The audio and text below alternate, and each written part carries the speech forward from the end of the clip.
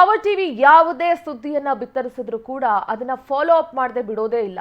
ಇದು ಪವರ್ ಟಿವಿಯ ಮತ್ತೊಂದು ಮೆಗಾ ಇಂಪ್ಯಾಕ್ಟ್. ಹುಂಡಿ ಹಣ ಕದ್ದಿದಂತಹ ಟ್ರಸ್ಟಿಗಳು ಕೊನೆಗೂ ಕೂಡ ಸಸ್ಪೆಂಡ್ ಆಗಿದ್ದಾರೆ.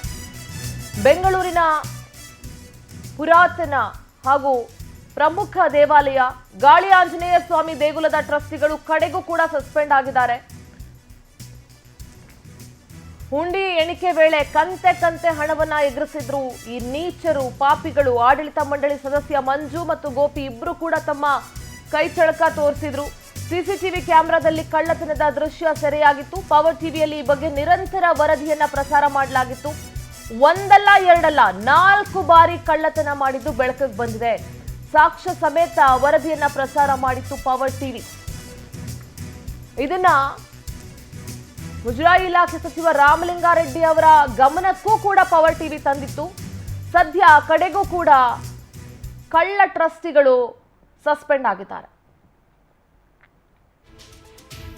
ದೃಶ್ಯದಲ್ಲಿ ಗಮನಿಸ್ತಾ ಇದ್ದೀರಿ, ಅವತ್ತು ಯಾವ ರೀತಿ ಕಂತೆ ಹಣವನ್ನ ಎಸ್ಕೇಪ್ ಮಾಡಿದ್ರು ಇವರು, ಯಾವ ರೀತಿ ಸ್ಕೆಚ್ ಹಾಕೊಂಡು ನಿಂತಿದ್ರು, ಯಾವ ರೀತಿ ಸಿಸಿ ಕ್ಯಾಮ್ರಾ ನೋಡ್ತಿದ್ರು, ಅಲ್ಲಿ ಇಲ್ಲಿ ನೋಡಿ ಕಡೆಗೂ ದುಡ್ಡನ್ನ ಕದಿದಂತ ದೃಶ್ಯದ ಒಂದು ಝಲಕ್ ಗಮನಿಸ್ತಾ ಇದ್ದೀರಿ. ಇದು ಪವರ್ ಟಿವಿಯ ಮತ್ತೊಂದು ಮೆಗಾ ಇಂಪ್ಯಾಕ್ಟ್. ಇಂಥ ನೀಚರ ಬೆನ್ನ ಹಿಂದೆ ಪವರ್ ಟಿವಿ ಕ್ಯಾಮ್ರಾ ಯಾವತ್ತಿಗೂ ಇರುತ್ತೆ. ನಮ್ಮ ಪ್ರತಿನಿಧಿ ಶಶಿಧರ್ ಡೆಸ್ಕ್ನಿಂದ ನೇರ ಸಂಪರ್ಕದಲ್ಲಿ ಜಾಯ್ನ್ ಆಗ್ತಾ ಇದ್ದಾರೆ. Good morning Shashidhar. ಹುಂಡಿ ಹಣ ಕದಿದಂತಹ ಟ್ರಸ್ಟಿಗಳು ಕಡೆಗೂ ಕೂಡ ಸಸ್ಪೆಂಡ್ ಆಗಿದ್ದಾರೆ. ಪವರ್ ಟಿವಿಯ ಮೆಗಾ ಇಂಪ್ಯಾಕ್ಟ್ ನಿರಂತರ ಫಾಲೋ ಅಪ್ ಅಲ್ಲಿತ್ತು. ಪವರ್ ಟಿವಿ ಕೂಡ ರಾಮಲಿಂಗಾರೆಡ್ಡಿ ಅವರ ಗಮನಕ್ಕೆ ತರುವಂತಹ ಕೆಲಸಗಳು ಕೂಡ ಪವರ್ ಟಿವಿ ಮಾಡಿತ್ತು. Shashidhar Sindhara, very good morning. ಇದು ಎಲ್ಲ ಒಂದು ಕಡೆ ದೊಡ್ಡ ದುರಂತ ಅಂತಲೂ ಕೂಡ ಹೇಳ್ಬೋದು. ಯಾಕಂದರೆ ಗಾಳಿ ಆಂಜನೇಯ ಸ್ವಾಮಿ ದೇವಸ್ಥಾನ ಅಂದರೆ ಸಾಕು, ಲಕ್ಷಾಂತರ ಭಕ್ತರಿದ್ದಾರೆ, ಸುಮಾರು 100 ವರ್ಷಗಳ ಇತಿಹಾಸ ಕೂಡ ಇದೆ. ಹಾಗಾಗಿ ಬೆಂಗಳೂರಿನ ಪ್ರತಿಷ್ಠಿತ ದೇವಾಲಯಗಳಲ್ಲಿ ಗಾಳಿ ಆಂಜನೇಯ ಸ್ವಾಮಿ ಕೂಡ ದೇವಸ್ಥಾನ ಕೂಡ ಒಂದು. ಅಲ್ಲಿ ಬಂದು ಭಕ್ತರು ನೀಡುವಂಥ ಕಾಣಿಕೆ ಹಣವನ್ನು ಅಲ್ಲಿ ಏನು ಉಂಡಿಗೆ ಹಾಕ್ತಾರೋ ಆ ಉಂಡಿಗೆ ಹಾಕಿದ ಹಣದಲ್ಲಿ ದೇವಾಲಯದ ಅಭಿವೃದ್ಧಿಗಾಗಿ ಬಳಕೆ ಮಾಡಬೇಕು. ಆ ಅಭಿವೃದ್ಧಿ ಬಳಕೆ ಮಾಡಬೇಕಂತದ್ದವರು ಯಾರಂತಂದರೆ ಆ ದೇವಾಲಯದ ಟ್ರಸ್ಟ್ನಲ್ಲಿರುವಂಥ ಸದಸ್ಯರು.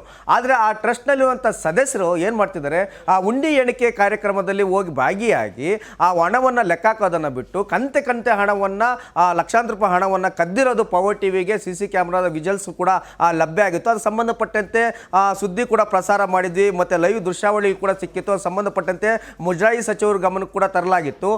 ಆದರೆ ಇದ್ರವರೆಗೂ ಕೂಡ ಏನು ಗೋಪಿ ಮತ್ತು ಮಂಜು ಅನ್ನೋರು ಏನು ಉಂಡಿ ಹಣವನ್ನು ಕದ್ದಿದ್ರು, ಆದರೆ ಆ ಊರನ್ನು ರಕ್ಷಣೆ ಮಾಡೋದಕ್ಕೆ ಎಲ್ಲಾದರೂ ಒಂದು ಕಡೆ ಟ್ರಸ್ಟ್ನ ಅಧ್ಯಕ್ಷರು ಮತ್ತು ಈ ಉಳಿದಂಥ ಸದಸ್ಯರನ್ನ ಮುಂದಾಗಿದ್ದಾರೆ ಅನ್ನೋ ಮಾಹಿತಿ ಕೂಡ ಕೇಳಿಬರ್ತಿದೆ. ಯಾಕಂತಂದರೆ ಅವ್ರ ವಿರುದ್ಧ ಇದುವರೆಗೂ ಕೂಡ ಒಂದೇ ಒಂದು FIR ದಾಖಲಾಗಿಲ್ಲ, ಮತ್ತು ಅವರನ್ನು ಶಾಶ್ವತವಾಗಿ ಟ್ರಸ್ಟಿಂದ ತೆಗೆದಿದ್ದಾರೆ, ಅದು ಕೂಡ ಸುಳಿವನ್ನು ಕೊಡ್ತಾ ಇಲ್ಲ. ಆದರೆ ಸದ್ಯಕ್ಕೆ ಅವರನ್ನು ಸಸ್ಪೆಂಡ್ ಮಾಡಿದ್ದೇವೆ ಅಂತ ಹೇಳ್ಬಿಟ್ಟು ಅಧ್ಯಕ್ಷರು ಎಲ್ಲ ಒಂದು ಕಡೆ ಆರಿಕೆ ಉತ್ತರವನ್ನು ಕೂಡ ಕೊಟ್ಟಿದ್ದಾರೆ ಅನ್ನೋ ಮಾಹಿತಿ ಕೂಡ ಕೇಳಿಬರ್ತಿದೆ. ಹಾಗಾಗಿ ಏನು ಕದ್ದಿರುವಂಥ ಹಣವನ್ನಾದರೂ ಕೂಡ ಉಸಿಲಿ ಮಾಡುವಂಥ ಕೆಲಸವನ್ನಾದರೂ ಕೂಡ ಟ್ರಸ್ಟ್ನ ಅಧ್ಯಕ್ಷರು ಉಳಿದಂಥ ಸದಸ್ಯರು ಮಾಡಬೇಕಾಯಿತು. ಆದರೆ ಇಲ್ಲಿ ಕೋಟ್ಯಾಂತರ ರೂಪಾಯಿ ಅನುದಾನ ಬರುವಂಥ ದೇವಾಲಯಗಳನ್ನು ಮುಜರಾಯಿ ಇಲಾಖೆ ವಶಪಡಿಸ್ಕೊಳ್ಬೇಕಾಯಿತು, ಮುಜರಾಯಿ ಇಲಾಖೆ ಅಡಿಯಲ್ಲಿ ತರಬೇಕಾಯಿತು, ಸರ್ಕಾರಕ್ಕೆ ಒಂದು ಅನುದಾನ ಕೂಡ ಬರ್ತಾಯಿತ್ತು. ಆದರೆ ಮುಜರಾಯಿ ಇಲಾಖೆ ಎಲ್ಲ ಒಂದು ಕಡೆ ನಿರ್ಲಕ್ಷ್ಯವನ್ನು ಕೂಡ ತೋರಿಸಿದೆ.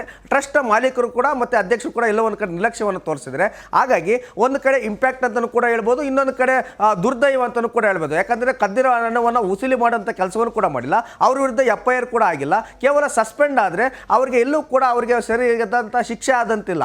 ಹಾಗಾಗಿ ಆ ಟ್ರಸ್ಟ್ನ ಅಧ್ಯಕ್ಷರಿಗೆ ಪವರ್ ಟಿವಿಯಿಂದ ಮನವಿ ಅಂತಲೂ ಕೂಡ ಹೇಳ್ಬೋದು, ಮತ್ತು ಮುಜರಾಯಿ ಇಲಾಖೆ ಕೂಡ ಮನವಿ ಅಂತಲೂ ಕೂಡ ಹೇಳ್ಬೋದು.